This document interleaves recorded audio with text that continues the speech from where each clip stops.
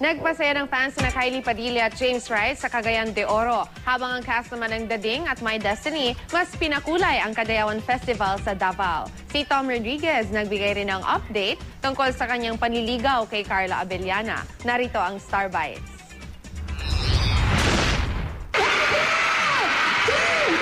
Nakabibinging tilian ang sumalubong sa cast ng My Destiny at Dading sa kanilang mall show sa gitna ng Kadayawan Festival sa Davao.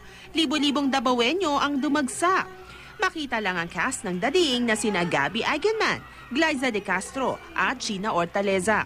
Hindi naman nagpahuli ang mga bida ng My Destiny na sina Tom Rodriguez, Rian Ramos at Ruru Madrid. Si Tom, pinagkaguluhan pa ng Davaoenyo fans. Natuwa naman ang Kapuso Stars sa mainit na pagtanggap sa kanila ng mga kapuso sa Davao. Siyempre gusto ko magpasalamat sa kanila. I'm always happy to be in Davao naman, pero lalo na pag Kadayawan. Ang dapat naman daw abangan sa My Destiny ang mga tumitinding eksena. Paganda pala yung kwento namin dahil sa na-set up na ng mga characters, kumari yung mga situation na mapupuntahan na lahat. Pagbunyag pa ng Kapuso Honk, patuloy pa rin daw siya sa panliligaw sa katambal niyang si Carla Abellana. I'm trying to court her. So far, so good.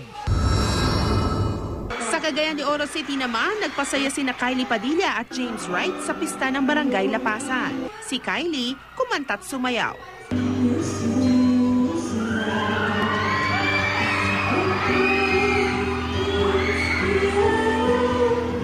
Si James naman, hindi lang inawit ang theme song ng My Destiny, kundi nagpakilig pa ng fan on stage. They're so full of energy out there.